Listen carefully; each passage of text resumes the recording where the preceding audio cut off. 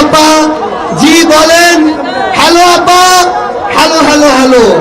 প্রত্যেক যুগের আলাদা আলাদা নাম থাকে। সেই যুগের নাম ছিল হযুগ। কি যুগ?